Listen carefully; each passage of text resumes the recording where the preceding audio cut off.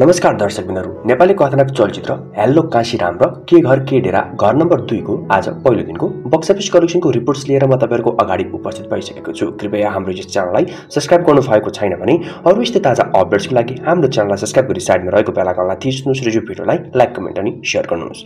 आदरणीय दर्शकबिनहरू, आजबाट दुईवटा नेपाली कथानक चलचित्र के घर के डेरा घर नम्बर 2 र हेल्लो काशीराम एकसाथ प्रदर्शनमा आउन लागेका छन्। चलचित्रले आज ओपनिङ डेमा कतिको बक्स अफिस कलेक्सन गर्लान् त। सर्वप्रथम हामी कुरा गरौँ चलचित्र के घर के डेराको बारेमा। दिपेन्द्र के खनाल निर्देशित फिल्म के घर के डेरा घर नम्बर 2 को प्रिमियर गरिएको छ। KFX को सिभिल मल स्थित हलमा बुधबार बेलुका प्रिमियर आयोजना गरिएको थियो। 180 जना बटुवालाई सहभागी गराउँदै प्रिमियर गरियो। घरेलु फिल्ममा पहिलो पटक भिन्न शैली सुरुवात गर्दै फिल्मले प्रिमियर गरेको हो।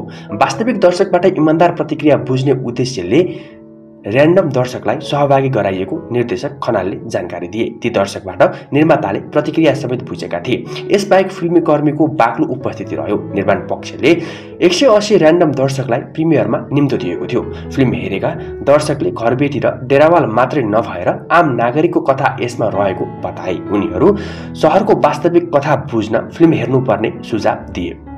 अभिनेता हरिवंश आचार्यले फिल्मको प्राविधिक पक्षको प्रशंसा गरे। अभिनेत्री स्वस्तिमा खड्काले पारिवारिक मूल्यमा फिल्म बनेको बताउँदै मन छुने बनेको बताइन्। उनले दर्शकसँग भावनात्मक रूपमा जोडिने बताइन्। नेत्री मनिषा कोइरालाले कथाले आफ्नो मनमा गहिरो छाप पारेको बताइन्। मर्मस्पर्श कथा छ। कथाको पीडा आफूले नभोगेको पनि त्यो अनुभूति गर्न सकिन्छ उनले भनिन्। मनिषाले दर्शक खनाललाई फिल्म धर्मबाट लामो समयपछि नेपाली फिल्ममा पुनरागमन गराएकी थिइन्। आज पनि निकै उत्साहित छु। दर्शकसँग बसेर प्रिमियरमा सिनेमा हेर्न पाएर अभिनेत्री के अधिकारीले भनिन्।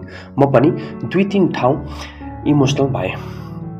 निर्देशक खनालले आम दर्शकलाई प्रिमियरमा सहभागी गराउनुको कारण बताए। हामीले प्रिमियरमा नयाँ थालनी गरेका छौँ। जस्तो सिनेमा छ त्यस्तै रिभ्यू आओस् भनेर दर्शकलाई प्रिमियरमा सिनेमा देखाएको हो, निर्देशक खनालले भने। यो फिल्म शुक्रबारदेखि प्रदर्शनको तयारीमा रहेको छ। फिल्ममा RN सिग्देल, खगेन्द्र लामिछाने, निश्चल बस्नेत, के अधिकारी, उपासना सिंह ठकुरी, प्रकाश घिमिरे, सृजना नापित, संजोग रसाइली, रुबिना घिमिरे, सूरज विष्टको अभिनय रहेको छ। कार्यकारी निर्माताको रूपमा युवराज कार्की रहेका छन्। निर्माताका रूपमा नकिम उद्दिन, शरद श्रेष्ठ र किरण महर्जन रहेका छन्। नेपाली कथानक चलचित्र के घर के डेराले पहिलो दिनमा करिब 200 को हाराहारी सो पुग्ने अनुमान गरिएको छ। चलचित्रले मल्टिप्लेक्सलाई खोल्दाखेरि ओपनिङ डेदेखि 162 सो उपलब्ध गराएका थिए भने त्यस्तै नेपाली कथानक चलचित्र Dilip Raymajhi star film hello काशीरामलाई 45 सो उपलब्ध गराएका थिए। हलिउड फाइनल डेस्टिनेसनले 107 सो पाएको छ। त्यस्तै अघिल्लो हप्तादेखि प्रदर्शनमा आएको चलचित्र उनीको स्विटरले दोस्रो हप्तामा 115 सो पाइरहेको छ।